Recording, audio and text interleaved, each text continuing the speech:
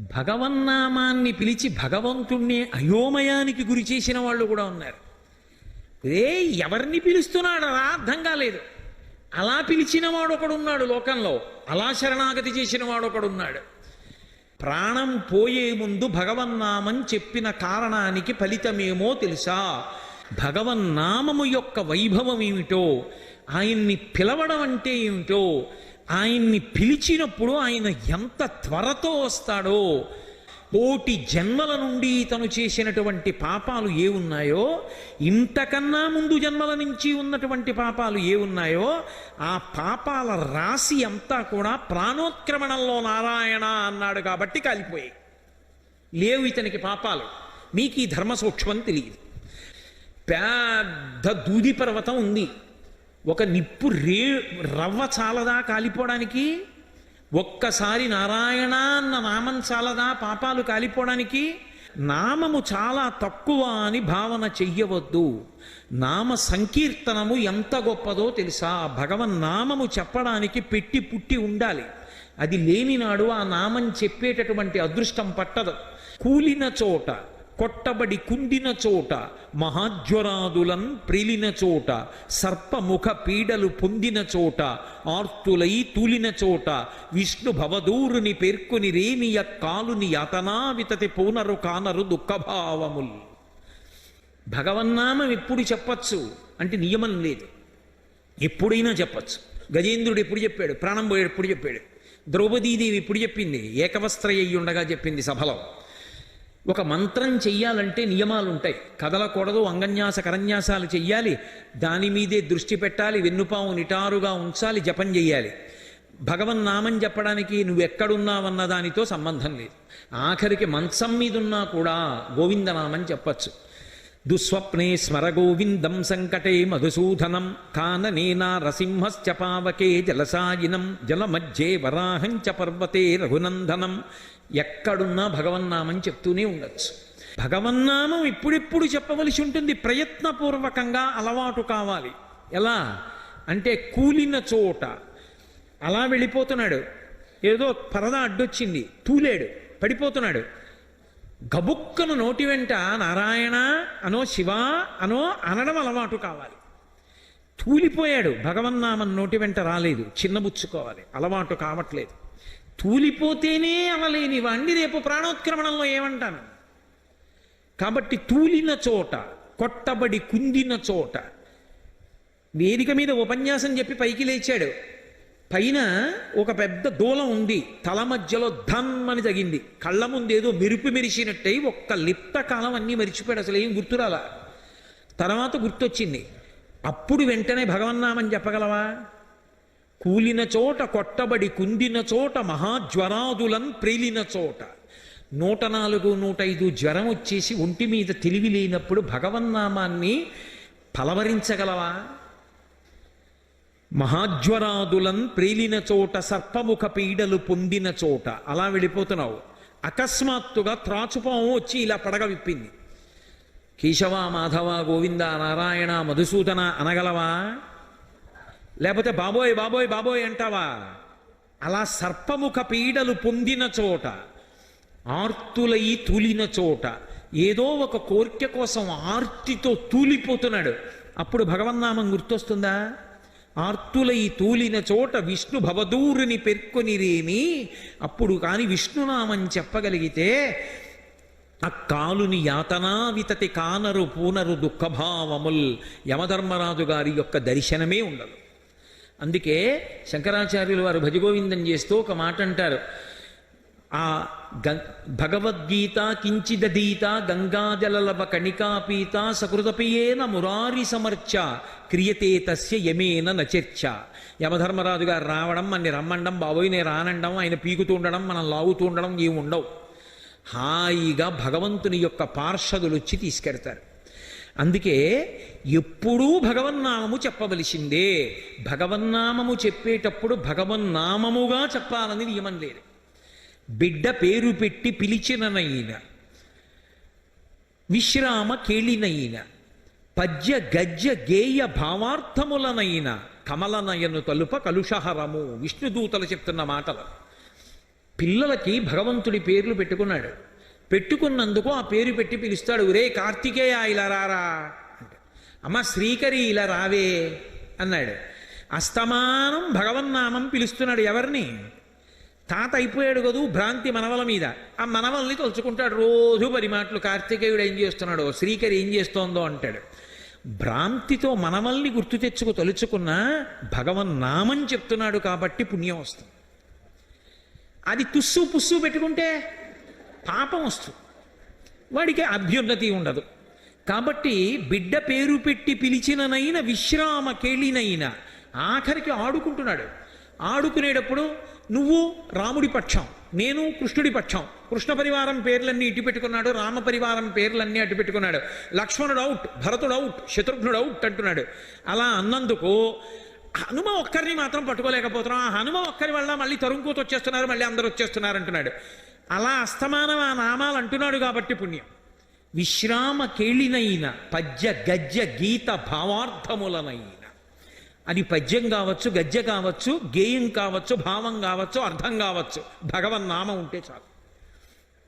అందుకు కదూ పోతన గారు అంటారు, హరినామస్తుతి చేయు కావ్యము సువర్ణాంభోధి హంసావళీ సురచిభ్రాజితమై మానస సరస్ఫూర్తిన్ వెలుంగొందు శ్రీహరినామస్తుతిలేమి కావ్యము విచిత్రార్థాన్వితంబయ్యు శ్రీకరమయ్యుండదయోగ్య దుర్మదనత్కాకోల కర్తాకృతిన్ అంటారు. ఆ భగవన్నామములతో కూడినటువంటి గ్రంథములకుండే విశేషమది. కాబట్టి విశ్రామ కేళినైన పద్య గద్య గేయ భావార్థములనైన కమలనయను తలుప కలుషహరము, ఆయన్ని తలుచుకుంటే చాలు పాపములు పోతాయి. భగవన్నామం పలకడం ఎంత గొప్పదంటే, బ్రహ్మహత్యానీక పాపాటములకగ్ని కీలలు హరినామ కీర్తనములు, గురుతల్ప కల్మష క్రూర సర్పములకు గేకులు హరినామ కీర్తనములు, తపనీయ చౌర్య సంతమసంబునకు సూర్య కిరణముల్ హరినామ కీర్తనములు, మధుపాన కిల్బిష మదనాగ సమితికి కేసరుల్ హరినామ కీర్తనములు, మహిత యోగోగ్ర నిత్య సమాధి విధుల ఎలరు బ్రహ్మాదిసురులకు అందరాని భూరి నిర్వాణ సామ్రాజ్య భోగ భాగ్య ఖేళనంబులు హరినామ కీర్తనములు. భగవన్నామం పలకడం ఎంత గొప్పది అంటే, బ్రహ్మహత్యానేక పాపాటవులకగ్ని కీలలు హరినామ కీర్తనములు. బ్రహ్మహత్య లాంటివి మహాపాతకం. అటువంటి మహాపాతకమైనటువంటి బ్రహ్మహత్య లాంటి భయంకరమైనటువంటి పాపాలకి కూడా, బ్రహ్మహత్యానేక పాపాటవులకు, అటువంటి అరణ్యముల వంటి పాపాలకి కూడా దావానలం లాంటి, అగ్నిహోత్రం లాంటిది భగవన్నామాన్ని పలకడం. గురుతల్ప కల్మష క్రూరసర్పములకు గేకులు హరినామ కీర్తనములు. గురువుగారు లేని సమయంలో గురుపత్ని పడుకునుండగా ఆ తల్పం మీద పడుకోవడం, అంతకన్నా నోటితో కూడా మాట్లాడకూడదు. అటువంటి మహాపాతకం చేస్తే, అటువంటి పాతకమనేటటువంటి పాపానికి నెమళ్ళు లాంటివి భగవంతుని యొక్క నామాలు. కాబట్టి గురుతల్ప కల్మష క్రూరసర్పములకు గేకులు హరినామ కీర్తనములు, మధుపాన కిల్బిష మదనాగ సమితికి కేసరుల్ హరినామ కీర్తనములు. మద్యపానం చెయ్యడం అనేటటువంటి మదపుటేనుగుల గుంపులనేటటువంటి పాపముల సమూహాలకి సింహం లాంటిది భగవంతుని యొక్క నామ సంకీర్తనం. కాబట్టి మదపాన కిల్బిష మదనాగ సమితికి కేసరుల్ హరినామ కీర్తనములు, తపనీయ చౌర్య సంతమసంబునకు సూర్య కిరణముల్ హరినామ కీర్తనములు. దొంగతనం చేయడం, ప్రత్యేకించి బంగారం దొంగతనం చేయడం, బంగారం దొంగతనం చెయ్యడం లాంటి మహాపాతకమనబడేటటువంటి చీకటి పాలిట సూర్యకిరణముల వంటివి భగవన్నామ కీర్తనములు. అంటే అటువంటి పాతకాన్ని కూడా పోగొట్టగలిగినటువంటివి. అవి ఎంత గొప్పవి అంటే, మహిత యోగోగ్ర నిత్య సమాధి విధుల ఎలరు బ్రహ్మాది సురలకు అందరాని భూరి నిర్వాణ సామ్రాజ్య భోగ భాగ్య ఖేళనంబులు హరినామ కీర్తనములు. ఎప్పుడు సమాధిలో ఉండి భగవంతుణ్ణి అనుభవించేటటువంటి చతుర్ముఖ బ్రహ్మ వంటి వారు కూడా అనుభవించినటువంటి ఆనందాన్ని మనకి అందింపచేయగలిగినది ఏది అంటే భగవన్నామ సంకీర్తనమే. అంత గొప్పదయా భగవన్నామ సంకీర్తనం అంటే. అదేమైనా మాటలు అనుకుంటున్నావా? అటువంటి భగవన్నామాన్ని ప్రాణం పోయేటప్పుడు నారాయణాయంచు ఆత్మ ప్రలపించు, చనిపోయే ముందు అన్నాడు కాబట్టి కొన్ని కోట్ల జన్మల పాపాలు పోయాయి. లేవు ఇప్పుడు పాపాలు, పుణ్యాలు లేవు. ఎన్ని పాపాలు చేశాను. కన్న తల్లిదండ్రులు అన్నం పెట్టి పోషించి పెద్ద చేసి ఉపనయనం చేసి గాయత్రీ మంత్రం ఇచ్చి వేదాన్ని నేర్పి అగ్నిహోత్రాన్ని ఆరాధించడం నేర్పి విద్వాంసుణ్ణి చేసినటువంటి తల్లిదండ్రులకి అన్నం పెట్టకుండా ఇంట్లోంచి గెంటేశాను. కట్టుకున్న ధర్మపత్ని సంతానం కూడా కలగక ముందు అంతటి సౌందర్య రాశిని విడిచిపెట్టి ఒక కులటాలో అందం ఉందనుకుని ఆమె వెంట తిరిగి ఇల్లాలిని వెడలగొట్టాను. ఆఖరికి దొంగతనాలు చేశాను, కళ్ళు తాగాను, వేశ్యకి పిల్లల్ని కన్నాను. జీవితం పండుటాకైపోయింది, చేసిన పుణ్యం లేదు. అయినా నారాయణ అని ఒక్క మారన్నందుకు నాకు ఇంత అనుగ్రహమా? నా బ్రతుకేం బ్రతుకు. ఇప్పటికైనా సరిగ్గా బ్రతకడం నేర్చుకుంటాను. ఇక నా జీవితాన్ని పరబ్రహ్మము యొక్క నామోచ్చరణ ఎందు గడిపేస్తాననుకున్నాడు. ఓరి పిచ్చివాళ్ళల్లారా, అందరూ చచ్చిపోయే ముందు భగవన్నామని చెప్పగలరని మీరు అనుకుంటున్నారా? అందరూ భగవన్నామని చెప్పగలరా? దంతంబుల్ పడనప్పుడే, తనువుయందారూఢియున్నప్పుడే, కాంతాసంఘము రోయనప్పుడే, జరాక్రాంతంబు కానప్పుడే, వింతల్ మేన చెరించునప్పుడే, కురుల్ వెల్వెల్ల కానప్పుడే, చింతింపన్వలమీ పదంబుజములన్ శ్రీకాళహస్తీశ్వర అంటాడు దుర్జటి. ఒంట్లో ఓపిక ఉన్నప్పటి నుంచి చెయ్యనటువంటి సాధన ఎప్పుడో పండుటాకులైపోయిన తరువాత సాధన చేసి భగవన్నామం మనసులో నిలబడాలంటే ఎందుకు నిలబడుతుంది? అది నిలబడదు. సాధన మొట్టమొదటి నుంచి చేసుకుంటూ చేసుకుంటూ చేసుకుంటూ విడితే ఆ భగవన్నామము నిలబడుతుంది. అందుకే మీకు ఇవాళ చెప్తున్నాను రా, మొట్టమొదట ఎవరిని తీసుకురావాలో చెప్తాను, బాగా జ్ఞాపకం పెట్టుకోండి అన్నాడు. ఎవరిని తీసుకురావాలి అంటే బాగా గుర్తుంచుకుని తీసుకురండి. తీసుకొచ్చేటప్పుడు లోకంలో పరమ పాపభూయిష్టమైనటువంటి జీవనాన్ని చేస్తున్నటువంటి వాళ్ళు కొంతమంది ఉంటారు. అటువంటి వాళ్ళు కలలోనైన శ్రీకాంతుని పాద పద్మముల్ దర్శింపలేని కర్మరతుల, ఎకశెక్కమునకైన ఇందిరారమణుని పేరు పలకంగలేని దుర్భాషితులను. ఆఖరికి హాస్యమునకైన కృష్ణ కథా ప్రశంసకు చెవి తార్పలేని దుష్కథా ప్రమణుల, యాత్రోత్సవములనైన ఈశుని గుడి తోవ త్రొక్కలేని దుష్పదులను, మహాభక్తుల పాదధూళి సమస్త తీర్థ సారమటంచు తెలియలేని వారి వారి వారి వారి చేరిన వారి తొలుత కట్టి తెండు దూతలా. ఎవరిని తీసుకొస్తారో తెలుసా మీరు తీసుకొచ్చే ముందు?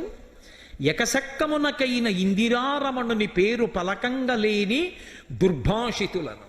వాడు హాస్యానికి కూడా భగవన్నామం పలకడం, ఎప్పుడూ అక్కర్లేని మాటలే. పరిహాసానికి వాడు భగవన్నామం పలకడం. ఎందుకని? వాడి ఇంట్లో పిల్లల పేర్లు కూడా ఉండవు, అమంగళకరమైన పేర్లు ఉంటాయి. కొన్ని కొన్ని పేర్లు వింటే నిజంగా పేర్ల అర్థం భావిస్తే అలా పిలిచినందుకు ఆ పిల్లలు ఏమైపోతారో, అలా పిలిచి వీళ్ళు ఏమైపోతారో అనిపిస్తుంది. దానికి ఏం అర్థం ఉండదు. ఆ పేరు బాగా పెట్టుకున్నావా అంటే వాడికి అది నచ్చింది. ఎవడికి లోకంలో ఉండకూడదు ఆ పేరు. రావణుడికి ఉంది అలా, ఎవరూ పెట్టుకోలేదుగా రావణుడు అన్న పేరు. పేరు పెట్టుకోవడం కాదు, పేరు పెట్టి పిలిచినందుకు వాడికి మంచి విభూతి కలగాలి, పిలిచి నువ్వు తరించాలి, ఆ పేరు పెట్టుకోవాలి. అంతేకాని ఎందుకు వచ్చిన పనికిమాలిన పేర్లు. భగవంతుడి పేరు కనీసం హాస్యానికైనా పలకనటువంటి వాడు ఉంటాడు, దుర్భాషితుడు అన్నాడు యమధర్మరాజు గారు. వాణ్ణి ముందు పట్టుకురండి. రెండోవాడు కలలోనైన ఇందిరారమణుని పాద సత్కమలముల్ చూడని కర్మరతుల. వాడికి ఎప్పుడు పనిలే, వాడికి ఎప్పుడు ఖాళీ ఉండదు. ఎప్పుడు బతికున్నంత కాలం కబంధుడు అని రామాయణంలో రాక్షసుడు ఉంటాడు, వాడికి కళ్ళు ఉండవు. వాడికి ఒక పెద్ద కడుపు పెట్టాడు ఇంద్రుడు, తలని తీసుకెళ్ళి నొక్కేశాడు లోపలికి. అందుకని వాడికి ఏం లేదు, నేను తినాలి కదా అన్నాడు. తినడానికి ఒక కడుపు పెట్టాను కదా అన్నాడు. మరి తినడానికి ఆహారం కావాలి కదా అన్నాడు. పెద్ద 2 చేతులు ఇస్తా, తడువు, ఏది దొరికితే తెచ్చుకు తింటుండు, కూర్చో. వాడు చేతులు పెట్టి తడువుకుంటూ ఉంటాడు, తింటుంటాడు. కబంధుళ్ళ వెళ్ళను, సంపాదించను, తేను, బ్యాంకులో వేయను, తిన్నో, పడుకోను, మళ్ళీ తిరగను, తీసుకొస్తూ ఉంటాను. వాడికి భగవత్ కార్యానికి ఖాళీ ఉండదు. ఎందుకు? ఆ మనుష్య జన్మ. సంపాదించద్దని లోకం అనలేదు, సంపాదించవలసిందే. కానీ ఇంక అదే కార్యక్రమమా? నీ జీవితం ఏమైపోతుంది? జీవుడు ఏమైపోతాడు? రేపు పొద్దున వెళ్ళిపోయాక ఇది పనిచేసుకుంటారు. కడుపున ఎంతమంది పుట్టారో అంతమంది పెట్టి భగించేస్తారు. నువ్వు జీవుడు ఏమైపోతాడు? వాడు ఉన్నాడుగా, వాడి సంగతి కూడా చూసుకోవాలిగా. కాబట్టి కలలోనైన ఇందిరారమణుని పాద సత్కమలమల్ చూడని కర్మరతుల. చివరికి ఏదో హాస్యానికి కృష్ణుడు జారలీల చేశాడు, చోరలీల చేశాడు అని చెప్పి ఉత్తినే ఎకసెక్కం కోసమని కృష్ణ కథ విన్నాడు ఎవరో. అలా విన్నా పర్వాలేదు, కనీసం అందుకు కూడా విండవాడు. అది వినేదేమిటండి అంటాడు. అలాంటి వాడిని ముందు తీసుకురండి. అలాగే యాత్రోత్సవములనైన యాత్ర కడతాడు, ఉత్సవానికి కడతాడు, ఏం చేస్తాడు? అక్కడికి వెళ్ళి ఇక్కడ కూడా మంచి ఆహారం ఎక్కడ దొరుకుతుంది? అబ్బాయి ఇక్కడండి ఇలా కాదు, అలా చేసి ఉంటే బాగుండేది. వీడు ఇక్కడ కూర్చుని సలహాలు చెప్తాడు, వచ్చి చేస్తే తెలుస్తుంది చేయడం ఎంత కష్టమో, రోజుకు 1100 మందికి అన్నం పెట్టడం ఎంత కష్టమో, పెద్ద హాల్ తీసుకురావడం ఎంత కష్టమో, జనరేటరు 7 రోజులు రాత్రి పగలు తిప్పడం అంటే ఎంత కష్టమో, ఇంతమందిని తట్టుకుని కార్యం నడపడం అంటే ఎంత కష్టమో, ఒడ్డున కూర్చుని సలహాలు చెప్పమంటే ఎవరైనా చెప్తారు. అది కాదు, యాత్రకి ఉత్సవానికి వెళ్ళినప్పుడు కనీసం ఏమండి ఇక్కడ గుడి ఎక్కడుందండి అని పక్కనున్న హనుమాన్ గాడికి కూడా 4 అడుగులు వేయకుండా ఇంకా ఉండిపోయాడు 3 రోజుల తర్వాత అంటే మిగిలిన మాటనే పూర్తి చేయరు.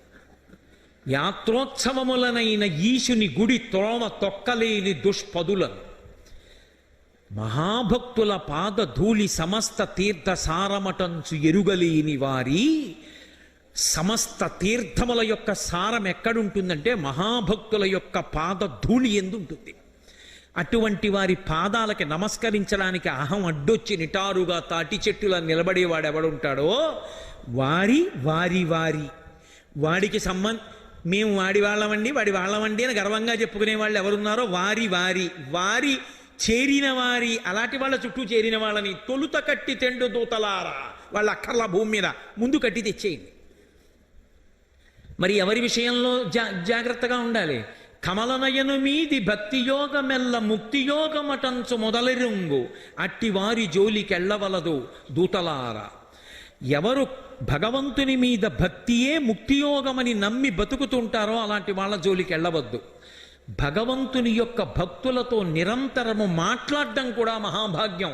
అజామీలుడు అదే చెప్పాడు చిట్ట చివర, హరిభక్తులతో మాటలు ధరనెన్నడు చెడని పుణ్య ధనముల మూటల్ అవి వరముక్తికాంత పూతోటలు అరిషడ్వర్గములు చొరని అరుదగు కోటల్ అన్నాడు.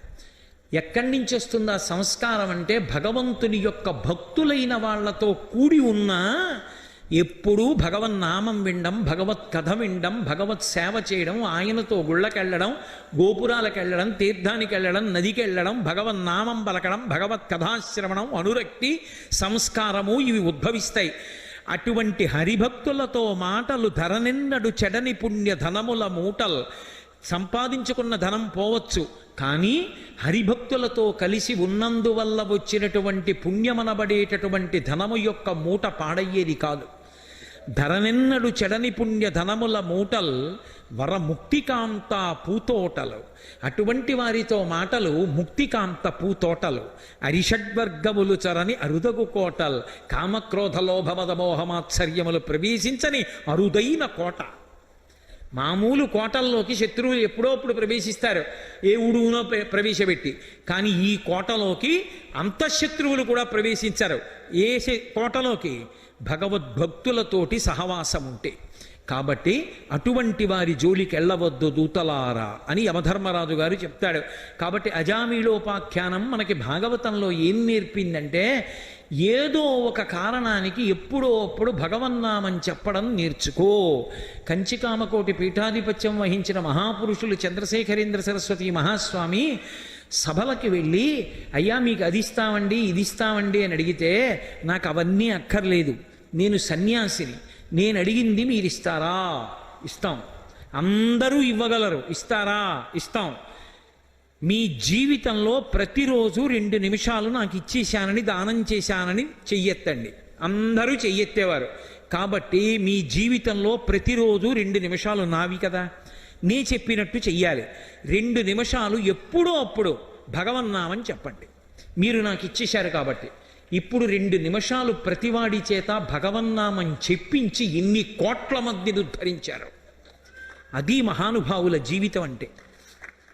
సంసారంలో బాగుంది, చాలా బాగుంది, చదువుకున్నాను, తర్వాత పెళ్ళయింది, మంచి భార్య వచ్చింది, కొడుకుట్టాడు, కూతురుట్టింది, మంచి అల్లుడు వచ్చాడు, మంచి మనవలు పుట్టారు, అమ్మో ఎంత సంతోషమో, చాలా మంచి కోడలు వచ్చింది, తప్పకుండా మనవలు వస్తారు.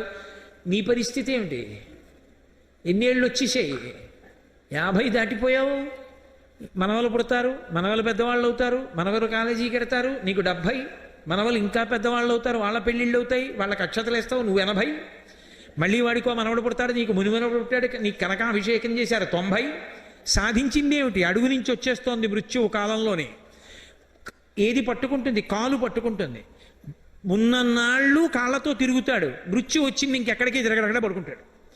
ఇక వీడి ఎలాగో తిరగడం నలుగురు వచ్చి తీసుకెళ్ళిపోతారు. అప్పుడు మనం మాత్రం ఊరుకుంటాం ఏంటి? వైద్యులు లేరా? వైద్యశాలలు లేవా? పరిగెత్తం. అలా సంసారంలోంచి బయటపడడానికి జీవుడు ప్రయత్నం చేస్తుండడు. ఎప్పుడెప్పుడు సంసారంతో ఎన్ని మాటలు పోరాటం చేశామో. సంసారమునకు మారు పేరు మృత్యువు. ఒకరోజు ప్రదోష వేళ చచ్చిపోయాడు, ఒక జన్మలో రాత్రి చచ్చిపోయాడు, ఒక జన్మలో అర్ధరాత్రి చచ్చిపోయాడు, ఒక జన్మలో పగలు చచ్చిపోయాడు, ఒక జన్మలో ఉదయం చచ్చిపోయాడు. మొత్తానికి మృత్యువుతో పోరాటం ఇన్ని కోట్ల జన్మలలో ఎప్పుడెప్పుడు చేశామో. అప్పుడప్పుడు అలిసిపోయామంటే కుదురుతుంది ఏమిటి? పోరాటం చేయవలసిందే ఆ మృత్యువుతోటి. కొడుకు మాత్రం ఎన్నాళ్ళు ఉంటాడు? అమ్మ 2 నెలలైందమ్మా సెలవు పెట్టి, నాన్నగారి సంగతి అలాగే ఉంది, మరి అవతలేమో వచ్చి జాయిన్ అయ్యి వెళ్ళండి ఒక్క వారం రోజులైనా, లేకపోతే ఉద్యోగానికే ప్రమాదం అంటున్నారు. అమ్మ నేను వెడతాను, అంతకా ఏమైనా అయితే అమ్మ వెంటనే మెసేజ్ పెట్టంటాడు. అంతకా ఏమైనా అయితే అంటే కాబట్టి వాడు వెళ్ళిపోతాడు. ఎవరు ఉండాలి అంటే పక్కింట్లో పేరంటం అని చెప్పి ఆవిడ వెళ్ళకూడదు. ఆవిడ మాత్రం అక్కడే ఆ మంచం బాగున్నా బాగుండకపోయినా క్యారేజీ తెప్పించుకొని అక్కడే తినాలి, అక్కడే పడుకోవాలి, ఆ బాత్రూంలోకే వెళ్ళాలి. ఎందుకు అంటే బ్రహ్మముడు ఒకటి వేశారు కదా పెళ్లిలో. ఆవిడ అలా ఇంటెన్సివ్ కేర్ యూనిట్లో ఉన్నా, ఆయన ఉన్నా, ఈవిడ ఆయన్ని, ఆయన ఈవిడ్ని విడిచి వెళ్ళకూడదు, అక్కడ ఉండాలి. ఎందుకంటే పోతన గారు ఎంత పెద్ద మాట మాడారు. మకరితోడపోరు మాతంగ విభుని ఒక్కరి నిడించిపోవ కాళ్ళు రాక. వెళ్దామంటే కాళ్ళు రావట్లేదండి అంటారు.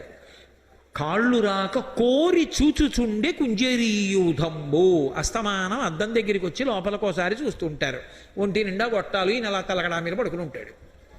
కోరి చూచుచుండే కుంజరీయూధంబు మగలు తగులు కారె మగువలకును. ఆ బ్రహ్మముడు అలాంటిది. అందుకని అలా చూస్తుంటారు. పాపం వాళ్ళ ఇంటికి వెళ్ళరు. ఎన్ని జన్మలలోనూ ఆ స్థితి రాకముందు జాగ్రత్త పడిపో. అప్పుడు అనాయాసైన మరణం వినా దైన్యేన జీవితం అంటారు శ్రీశైలంలో ఇప్పటికీ పూజ చేస్తే. అనాయాసంగా భగవన్నామని చెప్తూ 10 మందికి ఉపయోగపడుతూ వెళ్ళిపోగలిగిన లక్షణం అబ్బుతుంది. ఎవడి సంసారము నుండి వాడు విడిపించుకోవాలి. ఉద్ధరేణ ఆత్మనాత్మానం. ఎవడి జీవుణ్ణి వాడు ఉద్ధరించుకోవాలి. ఇంకోడిని ఉద్ధరించేవాడు ఉండడు. కాబట్టి ఆ వాళ్ళేం చేస్తారు? ఒడ్డు నించుని చూస్తున్నారు. బాధపడుతున్నవాడెవరు? ఈయన. ఇప్పుడు అంటాడు, నానానేక పయూధముల్ పెద్ద పెద్ద కాలంబు 1,00,00,000,000 కరణీనాథుండనయ్యుండి మద్దానంభ పరిపుష్ట చందనలతంతఛాయలందుండలేక నీరాచ ఇటేల వచ్చితి భయం బెట్లోకదే ఈశ్వరా అన్నాడు. నానానేక పయూధముల్ పెద్ద కాలంబు వనంబులో సమ్మానింపం 1,00,00,000,000 కరణీనాథుండనయ్యుండి మద్దానంభ పరిపుష్ట చందనలతంతఛాయలందుండలేక అన్నాడు. నేను 10 లక్షల కోట్ల భార్యలకి భర్తని అన్నాడు. 1,00,00,000,000 కరణీనాథుండనయ్యుండి నానానేక పయూధముల్ వనములోనం పెద్ద కాలంబు సమ్మానింపన్. బోలెడన్ని ఏనుగులు అరణ్యంలో నన్ను సత్కరిస్తుండేవి, నా పట్ల మర్యాదతో ప్రవర్తిస్తుండేవి. నేను మద్దానంభ పరిపుష్ట చందనలతంతఛాయలందుండలేక ఇదం నమమాన్ నేను విడిచిపెట్టినటువంటి దాన ధారల చేత చందనపు వృక్షాల తోటలు పెరిగాయి. వాటి నీడలో పడుకోక ఎందుకు వచ్చాను ఇక్కడికి? ఎందుకు పడుతున్నాను ఈ బాధ? నిందలైందే బొందిపోదంటారు కదూ. 1,000,000 మంది వైద్యులు కూడి వచ్చిన కాని మరణమయ్యడి వ్యాధి మాన్పలేరు. ఏదో కారణం చెప్పి ఏడుస్తాడు. ఎందుకు వచ్చిందండి అనవసరంగా? చూసుకోకుండా తొందరపడి వెళ్ళిపోయాను స్నానాల గదిలోకి, కాలు జారి పడిపోయింది, అబ్బబ్బబ్బా ఎంత బాధపడిపోతున్నానో అంటాడు. ఇప్పుడు ఆపరేషన్ చేయడానికి పనికిరాదండి, ఇంకా ఆయనకి ఎనస్థీషియా ఉపయోగం లేదు, పాపం కాలు ఎత్తి కట్టేస్తాం, అలా ఉండాలంటారు. ఎంత బాధపడుతుంటాడో తలుచుకు. ఒక పక్క ఊపిరి అందట్లా, ఒక పక్క ప్రాణాలు పోతున్నాయి, ఒక పక్క ఇంద్రియాలు పనిచేయట్లా, ఏదో భయం. కాబట్టి ప్రాణంబులా ఠావుల్ తప్పెను మూర్ఛ వచ్చె తనువుండస్సెన్ శ్రమంబయ్యడిన్ నీవే తప్ప ఇతప్పరం బెరుగా. ఇప్పుడు శరణాగతి చేస్తాం. ఈశ్వరా నువ్వు తప్ప నన్ను రక్షించేవాళ్ళు లేరు, నీవే తప్ప ఇతప్పరం బెరుగ మన్నింపందగున్ దీనునిన్, నన్ను మన్నించు దీనుణ్ణి. రావే ఈశ్వర కావవే వరద సంరక్షింపు భద్రాత్మక. శరణాగతి యొక్క గొప్పతనం ఏమిటో పోతన గారు చూపిస్తున్నారు. సంస్కృత భాగవతం ఆంధ్ర భాగవతం విడిపోతాయి ఇక్కడ. శరణాగతిలో భక్తుడు తన బలహీనత పరమేశ్వరుడికి చెప్తాడు. శరణాగతి త్రికరణ శుద్ధిగా చేస్తే భగవంతుడి తక్షణం వచ్చేస్తాడంతే. సరికదా భక్తుడు పెట్టిన నియమాన్ని భగవంతుడు పాటిస్తాడు. శరణాగతి అంత గొప్పది. నోటితో చెప్పడం కాదు, నిలబడగలిగినటువంటి ప్రజ్ఞ ఏర్పడితే, నిజంగా అలా శరణాగతి చెయ్యగలిగితే. అందుకే కలుగడే నా పాలి కలిమి సందేహింప కలిమిలే ములులేక కలుగువాడు, నా కడ్డబడరాడెనలిన సాధువులచే బడిడి సాధువుల కడ్డుపడిడివాడు, లీలతో నామరాలింపడే మొరగుల మొరలిరుంగుచు తన్ను మొరగువాడు, ఆది మధ్యాంతములు లేక ఎరలువాడు, భక్త జనముల దీనుల పలివాడు, వినడే చూడడే తలపడే వెగరాడే అన్నాడు. కలుగడే నా పాలి కలిమి సందేహింప కలిమిలే ములులేక కలుగువాడు. పరమేశ్వరుడు ఇత్తక పూర్వం నువ్వేం చేశావని నేను రావాలి అని అడగడు. ఆయన ఇతపూర్వం నువ్వు ఎలా ఉన్నావన్నది అనవసరం. ఇప్పుడు ఆయన పట్ల పరమభక్తితో నిలబడితే వచ్చేస్తాడు. డబ్బున్నవాడా డబ్బు లేనివాడా ఆయనకి అనవసరం. స్త్రీ పురుష పండిత పామర కులమత వర్ణవర్గ విచక్షణలు కలిగినటువంటి వాడు భగవానుడు కాడు. కాబట్టి ఆయన కలుగడే నా పాలి కలిమి సందేహింప కలిమిలే ములులేక కలుగువాడు, నా కడ్డబడరాడెనలిన సాధువులచే బడిడి సాధువుల కడ్డుబడిడివాడు. సాధుపురుషులైనటువంటి వారికి కష్టం వచ్చినప్పుడు అడ్డుపడి ఆదుకునేటటువంటి కరుణార్ద్ర హృదయుడైనటువంటి ఆ భగవానుడు వచ్చి నన్ను రక్షించాలి. లీలతో నామరాలింపడే మొరగుల మొరలిరుంగుచు తన్ను మొరగువాడు. ఇక్కడ పోతన గారి భాగవతం విడిపోయింది. ఇది ఆయన దర్శనం, రామానుగ్రహం ఆయనకి. నేను శరణాగతి చేసి ఇంత కష్టంలో ఆయన్ని పిలుస్తున్నాను కాబట్టి ఏదో ప్రహ్లాదుడికి వచ్చినట్టు ఇక్కడి నుంచి ఇక్కడ రావడం కాదు, తనని తాను మరిచిపోయి రావాలి పరిగెత్తుని. లీలతో నామరాలింపడే మొరగుల మొరలిరుంగుచు తన్ను మొరగువాడు, ఆది మధ్యాంతములు లేక ఎలలువాడు, భక్త జనముల దీనుల పాలివాడు, వినడే చూడడే తలపడే వెగరాడే. మహానుభావుడి దీనుల యొక్క మాటలు ఈ పద్యాలకి అన్ని మాటలకి వ్యాఖ్యానం అక్కర్లేదు, అన్నీ అర్థమైపోతాయి.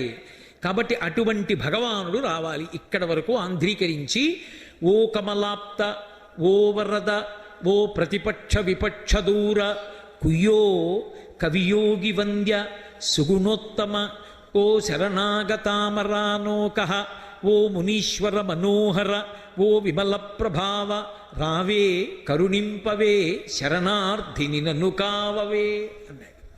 ఓ కమలాప్త, కమలములకు ఆప్తుడైనటువంటి వాడా, వరద వరములనిచ్చేటటువంటి వాడా, సుగుణములు కలిగిన వాడా, కవుల చేత వర్ణింపబడినటువంటి వాడా, అటువంటి ఓ భగవానుడా నువ్వు బయలుదేరి వచ్చి నన్ను రక్షించాలి, నేను శరణాగతి చేస్తున్నాను అన్నాడు. ఇక కొస ప్రాణానికి వచ్చేసింది, ఇక ప్రాణం పోయేటటువంటి స్థితికి వచ్చింది. ఇప్పుడు రావాలి. ఎలా రావాలి? లీలతో నామరాలింపడే మొరగుల మొరలిరుంగుచు తన్ను మొరగువాడు. తనను తాను మరిచిపోయి రావాలి.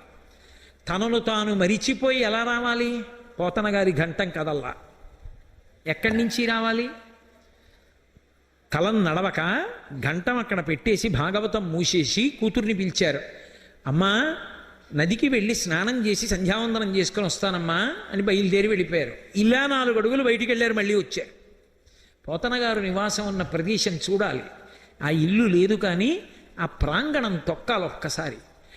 ఆ మహానుభావుడు ఇలా బయటికి వెళ్ళారు, మళ్ళీ వచ్చారు పోతన గారు. నాన్న సంధ్యావందనానికి ఎడతానన్నావు, అప్పుడే వచ్చామే అంది కూతురు. అమ్మ ఆలోచన వచ్చిందమ్మా అని పద్యరచన పూర్తి చేసి మళ్ళీ ఘంటం పెట్టి వెళ్ళిపోయారు. వెళ్ళిపోయిన కాసేపటికి మళ్ళీ పోతన గారు వచ్చి భాగవతం తెరిచి, ఈ ఘట్టం ఎలా పూర్తి చేయాలో తెలియట్లేదమ్మా, ఆలోచన రావట్లేదని దాంట్లోకి చూశారు. చూసి అమ్మ ఈ పద్యాలు ఎవరు రాశారని అడిగారు. నాన్నగారు మీరే కదా సంధ్యావందనానికి వెళ్ళి ఆలోచన వచ్చిందని మళ్ళీ ఇంట్లోకి వచ్చి ఏదో పూర్తి చేసి వెళ్ళారు అంది. పోతన గారి కన్నుల వెంట ఆనంద భాష్పాలు పడిపోయి నా ఘంటం ఎక్కడ కదలలేదో అక్కడ రామచంద్ర ప్రభువే వచ్చి పూర్తి చేశాడు.